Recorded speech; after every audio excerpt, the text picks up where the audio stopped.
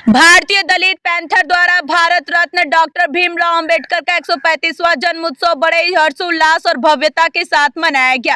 कार्यक्रम का आयोजन मैक रॉबर्टगंज स्थित छोटी पार्क में किया गया, जहां दीप प्रज्वलन के साथ तथागत गौतम बुद्ध और बाबा साहेब की प्रतिमा पर पुष्प अर्पित कर श्रद्धांजलि दी गई। इस दौरान जय भीम के गगनभेदी नारों से पूरा माहौल गूंज उठा। बड़ी संख्या में जुटे लोगों ने संविधान और अपने अधिकारों की रक्षा का संकल्प लिया। कार्यक्रम को संबोधित करते हुए पैंथर धनीराम बौद्ध ने कहा कि बाबा साहेब का कारवां अब रुकने वाला नहीं है।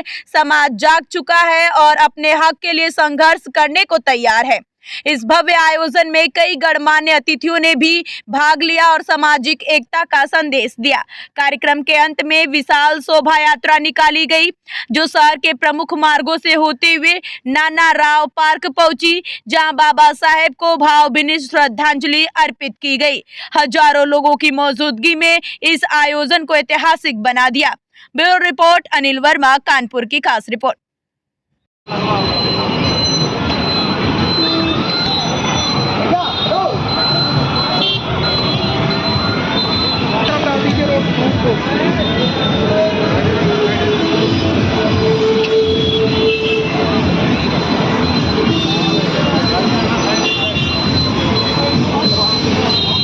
नहीं मिलेगा जो है एकजुट होना है, कहीं भी एकजुट होइए।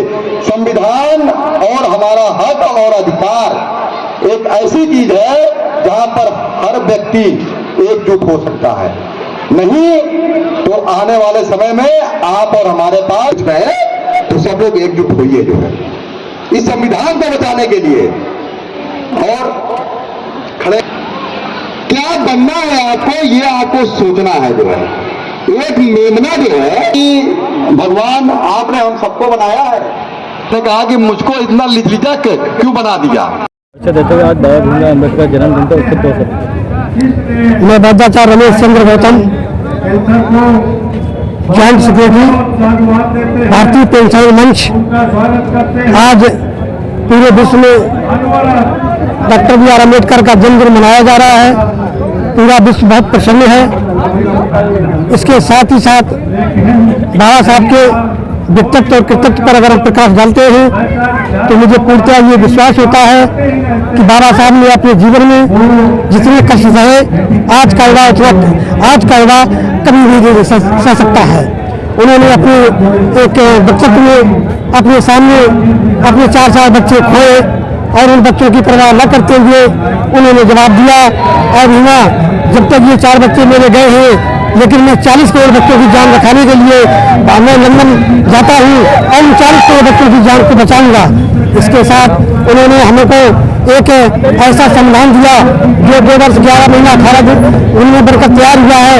उस संविधान में हमें उन्होंने 6-7 मौलिक अधिकार दिए हैं। पहला मौलिक अधिकार 14 से 18 तक दिया है, जो समानता का अधिकार बताया है। और इसके बाद 18 से 19 तक जो हमें अधिकार दिया है, उसमें हमें स्वतंत्रता का अधिकार बताया है। 23 से 24 तक जो हमें अधिकार दिया है, उसमें बच्चों को इस भारत में रहने वाली सारे मस्जिद के लोग अपनी अपनी मस्जिद के अनुसार, अपने अपने धर्म के अनुसार उस त्योहार को मना सकते हैं। और 28 से 29 में हमें उन्होंने शैक्षणिक और अनौपचारिक अधिकार दिया है, जिसके बदौलत आज भी हम जगह जगह पर भीम आर्मी या अन्य आर्मी जैसे मेला का आयोजन करते हैं और ये डॉक्टर अम्बेडकर रैली निकालते हैं, प्रवचन करते हैं। ये हमको जो है 29-30 में दिया गया है। इसके बाद 31 का हमको दिया गया था वो मौलिक अधिकार हमारी सरकार ने हमसे छीन लिया है और उस अधिकार को उन्होंने कानून का अधिकार बना दिया है। इसके बावजूद भी आखिरी 7वां जो हमें मौलिक अधिकार दिया गया है वो है 32, जिसमें भारत की प्रत्येक जनता छोटी से छोटी लेकर के नीचे के पायदान से लेकर के उच्च के पायदान तक अपनी याचिका दायर करके अपने उपयोग से बचाया जा सकता है।